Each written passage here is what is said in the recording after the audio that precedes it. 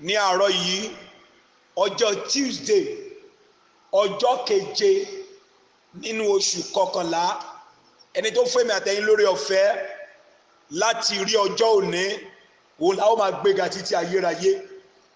Àyànfẹ́ gbogbo ẹ̀yin tí ẹ ń pè tí mi ò láǹfààní àti gbé ìpè yín, ọ̀sẹ̀ tí a wà yìí ní ọ̀sẹ̀ agbára, ọ̀sẹ̀ iṣẹ́ ìyanu. Bó lè má láǹfààní àti gbé ṣùgbọ́n ọkàn mi wà lọ́dọ̀ yín. Ìdí méjì náà ni ọ̀sẹ̀ yìí jẹ́ ọ̀sẹ̀ tí à ń gbáradì, kì í tí ẹ jẹ́ pé à ń gbáradì tí à ń ṣe iṣẹ́ agbára iṣẹ́ ẹ̀mí lórúkọ Olúwa. Ọ̀sẹ̀ àjọ̀dún, ọ̀sẹ̀ ẹ̀mí, ìgòkè àti ìsọ̀kalẹ̀ ẹ̀mí, ọ̀sẹ̀ ìdáǹdè, ọ̀sẹ̀ ìtúsílẹ̀, ọ̀sẹ̀ àtúnṣe, ọ̀sẹ̀ ìgbéró. Àdúrà mi tí mo wá ń gbà lágbára lọ́wọ́ Ọlọ́run lórí yín kò ní lọ lásán. Gbogbo yín tí mo mọ orúkọ yín ni mo ń fi orúkọ yín gbàdúrà nígbà gbogbo níwájú Olúwa pé k'Olúwa kó ṣe é. Yálà àtijọ́ sọ̀rọ̀ rí, ìdí ní tí mo fi máa ń béèrè orúkọ àti ibi tẹ́ ti ń pè láti lè máa fi àdúrà ràn yín lọ́wọ́. Ohun tí mo dẹ̀ ń gbàdúrà ni pé ìkòkò àdúgbò bí tẹ́ ń gbé kò ní padà gbé yín mì ní Olúwa wí látẹnu mi. Ọlọ́run tó ń gbọ́ àdúrà, Ọlọ́run tó ń dáhùn àdúrà, Ọlọ́run tó ń bá ní ṣe kò ní ṣaláì ṣe nínú ayé yín lórúkọ Jésù Kristi. Àyànfẹ́ ẹ lè máa pè kí n má láǹfààní àti gbé. Ìdí méjì ni nẹ́tíwọ́ọ̀kì rẹ̀ lọ́jọ́ mẹ́ta yìí ó dórí kodò. Bákan náà iṣẹ́ pọ̀ lákòókò láti wà níwájú Olúwa àti àkókò láti wà lórí pápá ìsọjí. Mo mọ̀ pé ẹ fẹ́ gbọ́ ohùn Olúwa lẹ́nu mi. Mo dẹ̀ ń sọ tẹ́lẹ̀ pé Ọlọ́run tí ẹ fẹ́ gbóhùn yìí kò ní ṣaláì farahàn yín lórúkọ Jésù. Àyànfẹ́ láàárọ̀ yìí ohun tí a fi sí mi lọ́kàn láti pín pẹ̀lú wa ó ní ìgbẹ́kẹ̀lé nínú Ọlọ́run. Mo ń bá wa sọ̀rọ̀ lórí àwọn tó máa dìde láyé, àwọn tí àlá wọn máa ṣẹ, àwọn tí ẹnu wọn máa tókè, àwọn tó yẹ pé nígbà tó bá gòkè tán wọn ò ní jábọ́, àwọn tó fẹ́ dìde láyé. Mo ń sọ fún wa pé á jẹ́ àwọn tó jẹ́ olùfẹ́ àlejò ṣíṣe. Mo sọ fún wa pé wọ́n á jẹ́ àwọn tó màdúrà gbà. Mo sọ fún wa pé wọ́n á jẹ́ àwọn tí a fi sí wọ̀ ní aṣọ. Mo tún pín pẹ̀lú wa láàárọ̀ yìí irú àwọn bẹ́ẹ̀ wọ́n á jẹ́ àwọn tó gbẹ́kẹ̀lé Olúwa. Ẹgbọ́n tẹ́bi Ọlọ́run jẹ́ kó dímọ̀ fún mi láàárọ̀ yìí wípé ní bèbè ní ìkóríta àṣeyọrí Sátánì a máa dìde a sì gbé ìjì ńlá kalẹ̀ láti gbòlójú ọ̀nà. Ọ̀pọ̀lọpọ̀ láti ti gbáko nínú ìrìn àjò yìí, ṣùgbọ́n Olúwa rán mi láti sọ fún ọ pé gbẹ́kẹ̀ rẹ lé Olúwa. Ẹgbọ́n tó ní ẹ sọ, àwọn tó gbẹ́kẹ̀lé Olúwa orí ìgbì ìdánwò nítorí ìlérí yìí dájú. Oore ọ̀fẹ́ mi tó fún wa, oore ọ̀fẹ́ mi tó fún ọ, oore ọ̀fẹ́ mi tó fún ọ,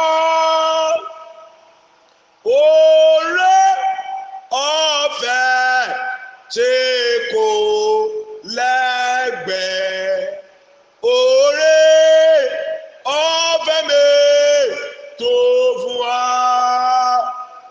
Àwọn tó bá gbẹ́kẹ̀ wọn lé Olúwa kò ní ṣe ìjì tó lè máa jà nínú ilé rẹ, kò ní ṣe ohun tó lè máa là kọjá lórí iṣẹ́ rẹ, lórí àlàáfíà rẹ. Ẹ̀mí Olúwa ní kí n sọ fún ọ pé gbẹ́kẹ̀lé òun ò ní já ikulẹ̀. Àyànfẹ́ tó ń gbọ́ mi, tó o bá ń wo ènìyàn nírú àkókò báyìí ó lè bá ìjákulẹ̀ pàdé. Bí ó bá jẹ́ ìjọba orílẹ̀-èdè tó wà ló ń wojú ẹ̀ nírú àkókò báyìí wọ́n lè já ẹ kulẹ̀. àyànfẹ́ arán mi sí ẹnìkan mo dẹ̀ ń jíṣẹ́ fún ẹni tí arán mi sí. ọkọ rẹ lè já okùn rẹ̀, aya rẹ lè já okùn rẹ̀, ọmọ tó bí tó tọ́ nílé ìwé tó náwó lé lórí ó lè padà já ikú rẹ̀. àwọn òbí rẹ wọ́n lè já ikú rẹ̀. àwọn tó ràn lọ́wọ́ pé nígbà tó bá gòkè tán wọ́n lè fa ọmọ tiẹ̀ náà lọ́wọ́ sókè, wọ́n lè já ikú rẹ̀. ṣùgbọ́n gbẹ́kẹ̀rẹ́ ní olúwa. olúwa ò ní já ikú rẹ̀ láíláí. olúwa ò lè já ikú rẹ̀ láíláí. ẹgbọ́n tó sọ fún wa nínú psalm 125 psalm 37 verse 40 ó ní olúwa yóò sì ràn wọ́n lọ́wọ́, yóò sì gbà wọ́n lọ́wọ́ àwọn ènìyàn búburú, yóò sì gbà wọ́n là nítorí tí wọ́n gbẹ́kẹ̀lé. kí nìdí tó olúwa máa fi gbà wọ́n là? kí nìdí tó máa gbà lọ́wọ́ àwọn èèyàn burúkú? nítorí pé wọ́n gbẹ́kẹ̀lé. màmá tó ń gbọ́ mi, bàbá tó ń gbọ́ mi, gbẹ́kẹ̀rẹ́ lè. ó ní ṣàgbẹ́kẹ̀lé ọ̀nà mìíràn kò sí láti láyọ̀nù Jésù jù pé ká gbẹ́kẹ̀lé. kò sóhun tó lè dé lókè tàbí nílẹ̀ tó lè kó agbára rẹ̀ lójó.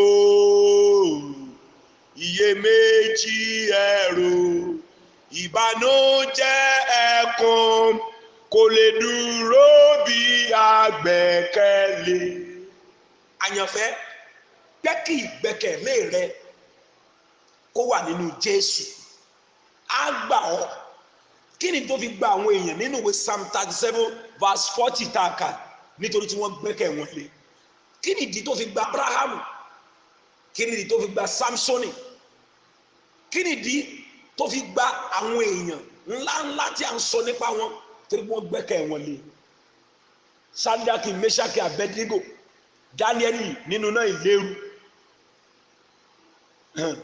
kí ni ìdí tó Olúwa fi gbà wọ́n? nítorí wọ́n gbẹ́kẹ̀ wọn lé. nígbà tí ọba aláìgbàgbọ́ rán àwọn ogun ẹ̀ láti lọ mú Èlíṣà wá, Èlíṣà sọ fún Gèhásì, ó ní àwọn tó ń ṣọ́ wa ó pọ̀ ju àwọn tí ó wá lọ. lọ ka Bíbélì rẹ dáadáa, wàá rí pé àwọn tó gbẹ́kẹ̀lé ojú ò padà tì wọ́n. màmá, activate your faith. bàbá tó ń gbọ́ mi, try to activate your faith and let your trust be in God alone. Underline it. Activate your faith and let your trust, your hope be in Christ alone. àyànfẹ́, fi ìgbẹ́kẹ̀lé rẹ sínú Ọlọ́run kò sì ní dójú tì. Psalm 125 verse 1 ó ní àwọn tó gbẹ́kẹ̀lé Olúwa yóò dàbí òkè Síónì tí a kò lè ṣí nídìí bí kò ṣe kó dúró láéláé. ìjì lè dé lóòótọ́, ṣùgbọ́n Ọlọ́run ti ṣe òní lè ṣí nídìí. wọ́n dàbí òkè Síónì tá à ní lè ṣe kíni, tá à ní lè ṣí nídìí bí kò ṣe kíni, bí kò ṣe kó wà títí láéláé. àwọn tó bá gbẹ́kẹ̀lé Olúwa.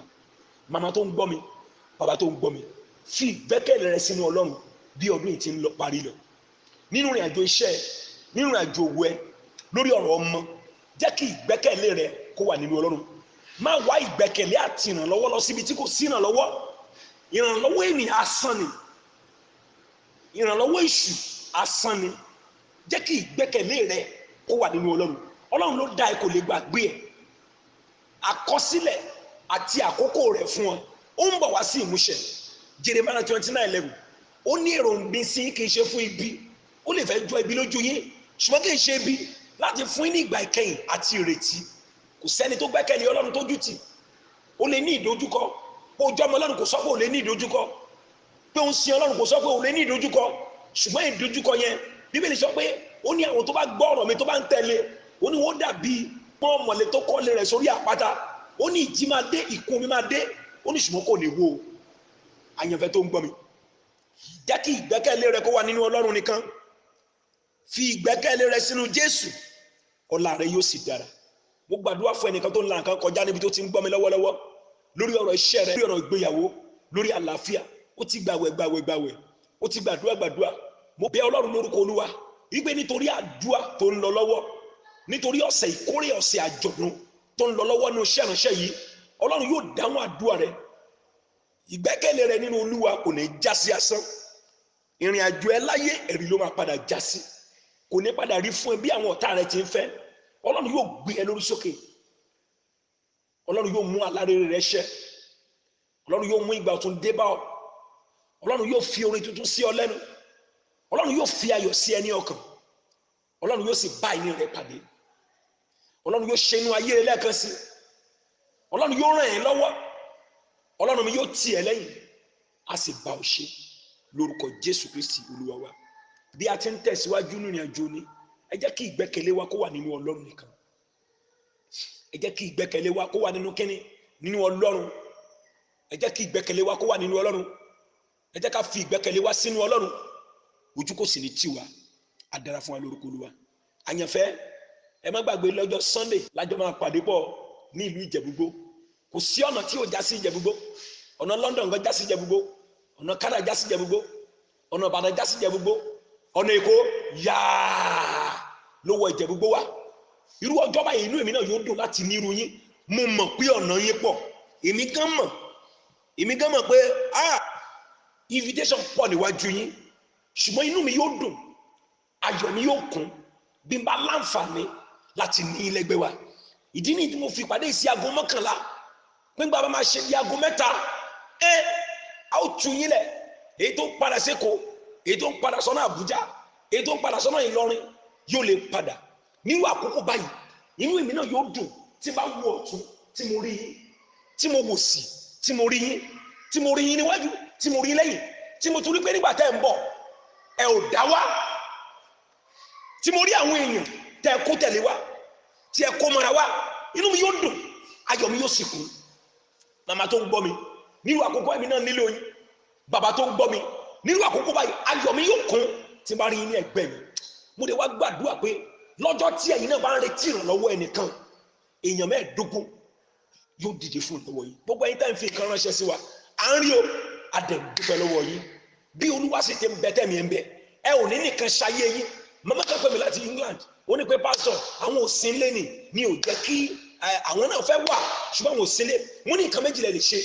Ẹ ní kí àwọn ẹbí yín tó wà ní Nàìjíríà, ẹ fún wọn lówó ọkọ̀, ẹnìkan wá kẹ́dẹ̀ fún ọ ní envelope tó dára, kán ṣe kéde kán wá gbé jùlẹ̀ nínú iṣẹ́ Olúwa níbí. Ẹ wò ó, àyànfẹ́ tó ń gbọ́ mi níbikíbi dájú láǹfààní láti máa gbọ́ mi, ẹ̀yin náà lè ṣe nínú iṣẹ́ Olúwa. Ẹ jẹ́ kájọ jókòó pọ̀, kájọ yin Ọlọ́run lọ́jọ́ náà. Inú mi yóò dùn láti rí yín, ẹ̀yin ti Èkó, ẹ̀yin ti Abẹ́òkúta, ẹ̀yin ti Ìbàdàn, ẹ̀yin ti Òṣogbo, ẹ̀yin ti Ìlọrin, ẹ lè yọjú sí wa. Bí Olúwa sì ti ń bẹ, bí ẹ ti ń yẹ Ọlọ́run sínú ayé mi, lèmi náà sọ pé Ọlọ́run á yẹ yín náà sí. Mo mọ̀ pé ọ̀nà pọ̀, mo mọ̀ pé ìrìn pọ̀ níwájú yín, ṣùgbọ́n wọ́n ti ní yín lẹ́gbẹ̀ẹ́ mi lọ́jọ́ náà. Àwọn èèyàn yóò mọ̀ pé èmi náà kì í ṣe èèyàn kan kékeré. Wọ́n á mọ̀ pé mo rí ọlá Ọlọ́run jẹ láyé yín. Inú mi yóò dùn tí ẹ bá lè pa gbogbo ẹ̀dínwó tì tí ẹ sì yẹ lọ́run sí láyé mi ní ọjọ́ Sunday nínú ìjọ Chapel of Power Apostolic Prayer Worldwide. Tó bá ti wọ Ìjẹ̀bú-Igbó, ẹni kí ọ̀kadà kó lídìí mọ́tò yín pé ẹ ń lọ sí ilé màmá wa Chief Mrs. Ìbílọ́lá Ṣọ́lájà, ìyá honorable ẹ̀ǹkulé ilé ẹ̀ lẹ́yìn Girls Grammar School náà tẹ́ bá ti débẹ̀ ẹ ti rí sámọ̀. Kò síbi tí a ti bẹ̀rẹ̀ tẹ́ bá ti dé Ojúde Akọ tàbí tí a ti dé Girls School pé Church Pastor Praise, kò síbi tí a ti bẹ̀rẹ̀ tí mo ní tọ́ka bẹ̀ sí fún yín. Mo dẹ̀ gbàdúrà lórúkọ ọjọ́ yẹn sí wo Ọlọ́run á yẹ yín náà sí, a sì dára fún yín. Orúkọ mi ò yí padà, Pastor Praise ó bá mi ṣayé lórúkọ mi. Lórí nọ́mbà yìí náà ní kẹ́ pè sí 08055951129 08055951129. Mo gbàdúrà lórúkọ Olúwa Ọlọ́run sọ́lẹ̀ fún wípé á dára fún yín, ọkàn yín á balẹ̀ lórúkọ Jésù Kristi. Lọ́jọ́ Sunday màá máa retí yín lórúkọ Jésù lọ́wọ́.